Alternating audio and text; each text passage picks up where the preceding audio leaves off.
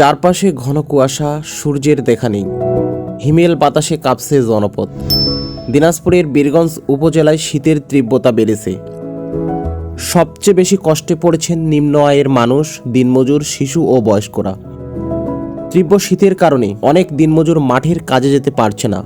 কাজ নেই, আয় নেই। দৈনিক আয়ের উপর নির্ভরশীল পরিবারগুলো পড়েছে চরম অনিশ্চয়তায়। শীত নিবারণের জন্য বিভিন্ন এলাকার মানুষকে খড়কুটো ও কাঠ জ্বালিয়ে আগুন পোহাতে দেখা গেছে।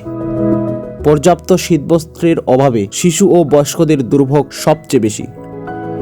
ঘন কুয়াশার কারণে সকালবেলা স্বাভাবিক জনজীবন ব্যাহত হচ্ছে। মহাসড়কে দূরপাল্লার যানবাহনগুলোকে হেডলাইট জ্বালিয়ে ধীর গতিতে চলাচল করছে।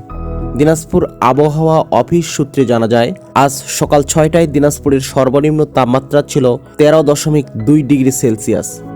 বাতাসের আর্দ্রতা 92%। এই পরিস্থিতিতে স্থানীয়রা অসহায় ও দুস্থ মানুষের জন্য জরুরি ভিত্তিতে শীতবস্ত্র ও মানবিক সহায়তা বাড়ানোর দাবি জানিয়েছেন। দ্রুত উদ্যোগ না নিলে শীতজনিত রোগে আক্রান্ত হওয়ার ঝুঁকি বাড়তে পারে।